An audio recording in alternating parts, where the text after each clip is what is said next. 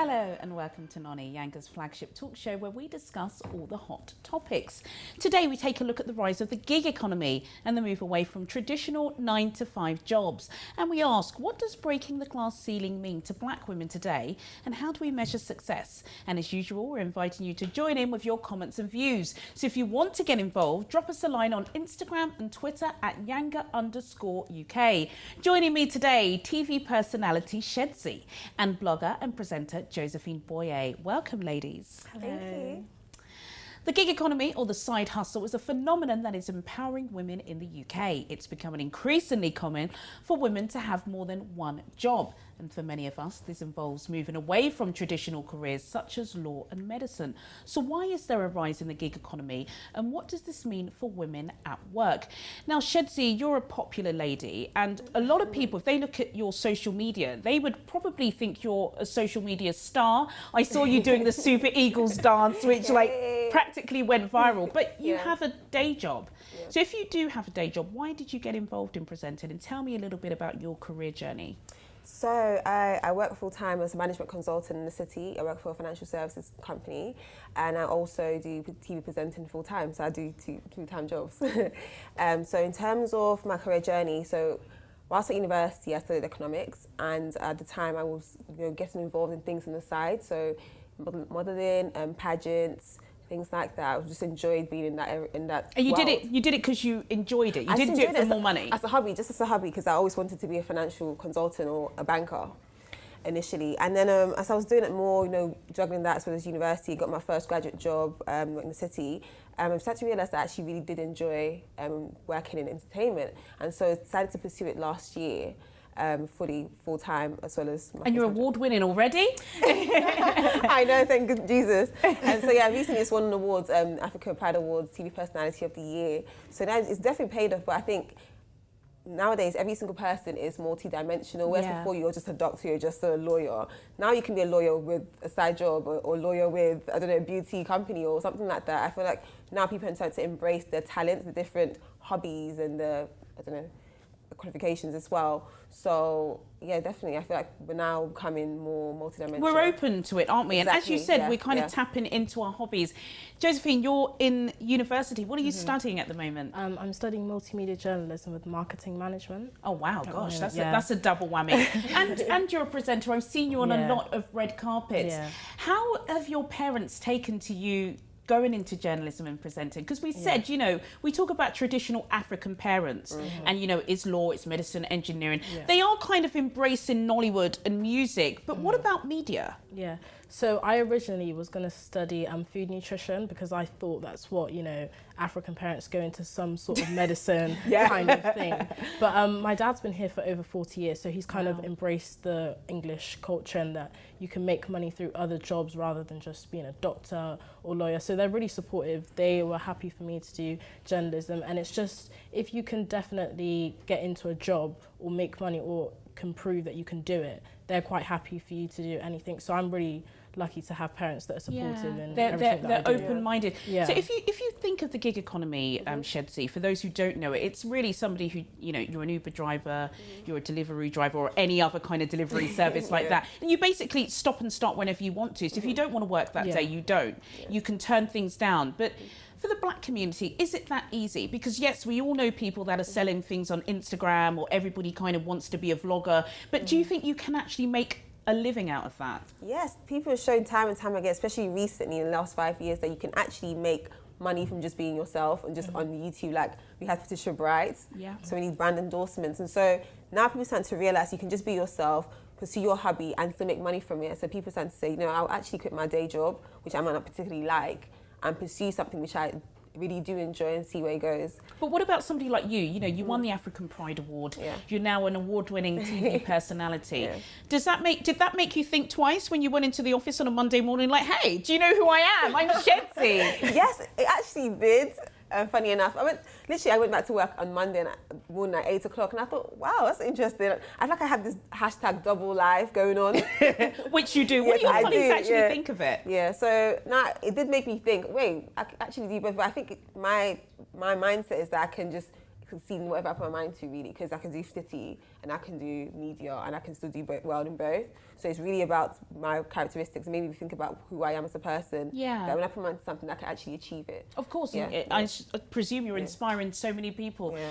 Josephine, do you think that people now are putting too much emphasis into wanting to be a vlogger or a YouTuber, rather than it just staying as your side hustle, posting when you can, but still making that guaranteed money? Do you think people are choosing that as a standard job and it's not safe to do that? Absolutely. I think it's because they've seen people like Patricia Bright and Nella Rose and all these people, but they're forgetting that they've been doing this for years. Yeah. And it was something that they started off doing as a hobby. It wasn't supposed to like make money. They just did it because they were trying to show something or showing their new clothes, etc. And now people that are seeing that, oh, they're getting free stuff, they're making money, so let me jump onto it. But they forget that it's not that easy to do. It's I not know, just even to get a couple of likes is a struggle, you know. To just sit in front of a camera and then record isn't even the half of it. You've got to sit there, you've got to edit, you've got to look back, you've got to write captions. It's not that simple, and they're trying to do it to make money, but it's not. There is something, though, isn't there, Shedzi, about the African in us? You know, even those of us in the diaspora, we're just hustlers. Yeah. You know, if there's money to be made, I will get that outfit by fire, by force. Yeah. But are you kind of proud that you have your day job? Because even when I spoke to you and you're like, you know, I'm at work, you know, I'll call you back at lunch, I was surprised. Oh, wow. But is that, do you feel kind of proud that, do you know what, I'm actually getting paid at the end of the month and I know I'm going to get that money? Do you think that's a safety net for you? It's a safety net, but as well as not just more than just that, I'm also able to tap into my contacts and networks in both areas. Yes. Because the people I might meet in media, I might never meet in financial services. So I'm going to learn from different people's lifestyles, work experiences, life experiences, and so it's shaping me to be a more open-minded. And also learn the skills. Working in a corporate firm, you learn how to be disciplined, how to be, you know, in a certain way. And then being in a creative field, you're just yourself, you're more free. So I'm able to juggle both and like somehow be in the middle of them. So I think it helps me, it gives me security with the financial side of it, but sort of just makes you more of an open-minded person. But do you think there can be a danger sometimes? You know, for example, you said you were in the office Monday morning, on time, I hope, at 8 a.m. But do you sometimes feel like, gosh, you know, I might have to remove that on social media because my manager, or do you not think about that? Yes, yeah, it does, it definitely does. It crosses your mind, yes. You can have clients as well, you know, you don't want people to see certain things, so you have to be very cautious what you put out there. Yeah. Do you think social media makes it easier, Josephine, to be popular? Yes. And to get these side hustles and to sell yourself, to sell that hair, you know, to sell the fact that you can do prom makeup, which is huge. Especially in the media industry, you need something that you can show for to prove what you do. For example, yes, if there's a makeup artist, it's like, can you tag me? I want to see what she's done on the gram. If you're looking for a makeup artist, they want to see what makeups have you done, does it look good? And especially if you get like thousands of likes, it's going to make the consumer think, oh, actually that's quite good, let me get it. So being popular on Instagram does help with the job that you go into in the media industry, definitely. It helps with lots of things, doesn't it? Still to come, we ask, is the glass ceiling higher for black women in the workplace? And what does success look like today? See you after the break.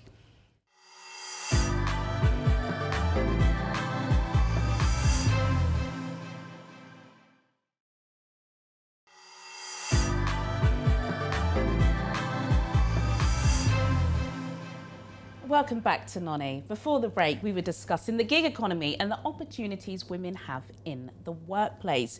Do you feel like there are more opportunities out there for women like us?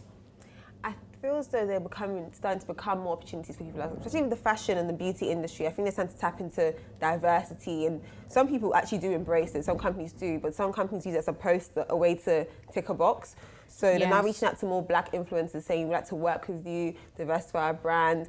Brands are starting to look into Rihanna's Fenty Beauty and diversify their beauty ranges. So I feel like that's going to create more opportunities for people like us in that industry for sure. And I think there's also a focus on women generally to, you know, be at the top as CEOs. If you look at the UK at the moment, not many females are CEOs of massive companies. And even less of them are black, right? Exactly. So I think it's time to push for diversity in race as well as diversity in gender. We talk about women, you know, being on the top and on the rise, Josephine. But is it sometimes a perception? Like sometimes, you know, you might see on social media that somebody's at every event and they're wearing all the latest clothes and stuff, but they're not really making any money. It's all a facade. Absolutely. Do you sometimes feel like people may think that, oh my God, this girl's making money, but really she's not, and she's, you know, putting out a lie? Yeah, definitely. Especially as a blogger, you get sent a lot of stuff and it's all free, or you get stuff and it's paid for, but then you're posting it on Instagram and you've got these Gucci bags and you've got these designer bags, and then you've got like followers that are 15, 16 years old and they're thinking, oh, I have to get that bag because she's wearing it, and they're using literally all of their money to get that bag, not knowing the blogger's going to end up returning it back to the person that sent it to them. So I think it is really difficult for especially the younger generation looking up to bloggers, and I think that there needs to be something that they can see that, you know, it's been sent, and that's why they started doing the ad on Instagram. Yes, it was a huge thing, wasn't there? So now they have to tell you whether or not you know they're posting this, and they've been paid to do it. Because a lot of people are doing it and saying, oh, they're lying because it's been sent for free, and obviously if you get something sent for free, you're going to be more swayed to have a more positive opinion than a negative one. Of course, so social media can be really distorting. Yeah. What would you say is hashtag career goals now then, Shedzi? Is it seeing somebody like yourself at an event, you know, nice dress, slit to the thigh? Is that kind of hashtag career goals? You've got a microphone in your hand, everybody wants to do that? Or is it, you know, being a boss, you know, getting on the tube, waking up early, having to answer to somebody in the office? For me, I can't even give my definition of career goals. I think my career goals is somebody who's at the top of their game. So for me, the person I really look up to is Mo Abudu. She owns Ebony Live TV in Nigeria, and I absolutely think she's career goals because she had a similar journey to me, and she was a management consultant, and then she went into media with no experience, and she's owns one of the largest TV channels in Africa. So for me, that's career goals. And it could be waking up early. Some bloggers probably have to wake up early as well. I mean, I can't really decide in terms of what the day-to-day job looks like, but I feel it's just doing something you really enjoy, you can put your 100% effort into and be at the top of your game. You're literally just a boss. Yeah. What would you say, Josephine, then, is your hashtag career goals? And do you think sometimes people want to be a vlogger or a blogger for fame, not really to achieve something, but just so everybody knows them? Yeah, definitely. My definition of career goals is definitely being at the top of your game, like Shedzi said. Like just being the absolute best that you can, and it's really, you need to work hard in every single industry, whether it's media or finance.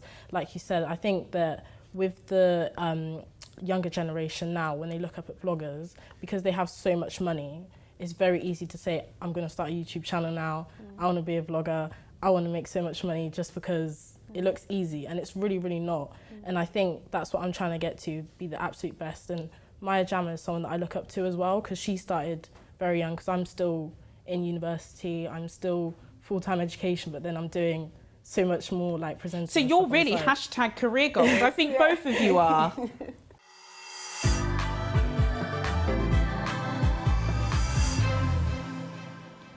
Jasmine Bubbers, a journalist for the Huffington Post, says for women of colour, the glass ceiling is actually made of concrete. So is the ceiling hard to break for black women? And if we shatter the ceiling, what does that success look like? Let me come to you first, Josephine. Have you heard of that term, the glass ceiling? The glass ceiling. What do you think the glass ceiling is?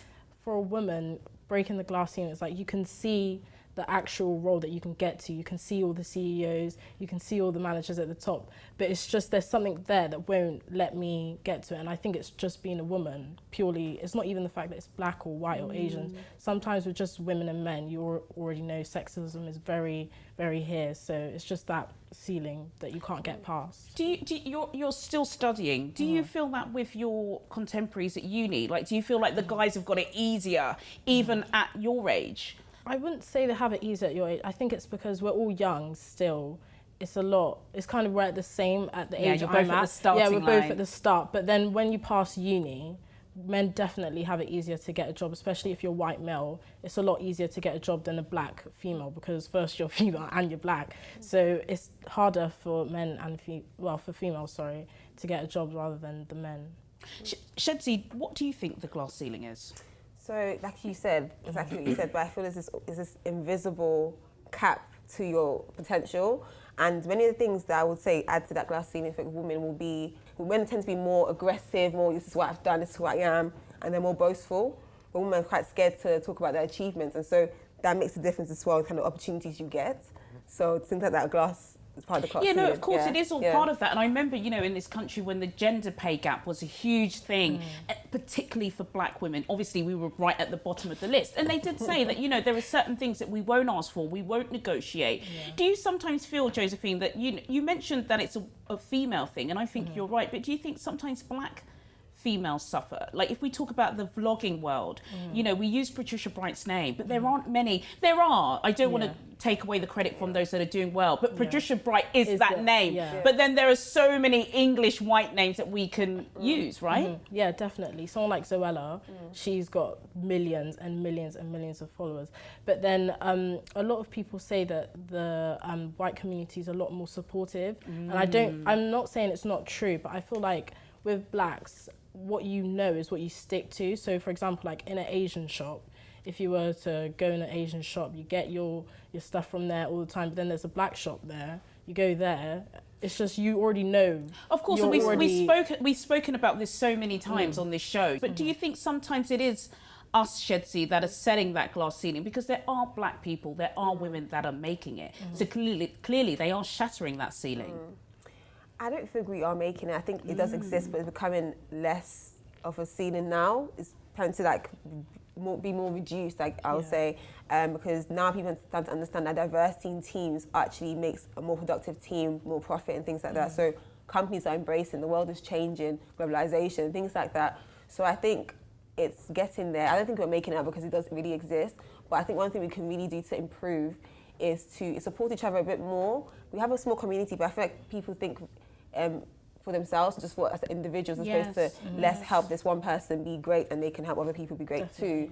So I think once we think like that, that will really enable us to progress. Talking about supporting ourselves, you know, like for example, when you did win your award, because you're quite popular, you're out on the scene. Do you think sometimes people judge you for doing that as a woman? Whereas if you were a guy and you were out and about, it'd be like, oh yeah, you know, he's popping, he goes to the best places. But sometimes if you're a girl, it's like, oh, she's there again. Yeah, she's out there. Do you know? Yeah. Do you feel so out there? You're so out there. Well, I need to be out there because that's part of my job. So it's not part of my job description. So I think sometimes people say and it comes across as negative, like, oh, she's do you so feel out it? There. Yeah, I feel it, but I don't think it gets to me as much as it used to. I'm not really concerned with that, but I feel like it's like, oh, she's too out there, because guys don't want to date you because she's so popular or she's too out there. Because when a girl that's private, no one knows who she is, she doesn't have all these relationships with different people. So I guess it does come across as a negative thing sometimes, depending on who looks at it. Yeah. You know, you're studying multimedia at university. How is it with the lecturers and, you know, in the kind of classroom setting?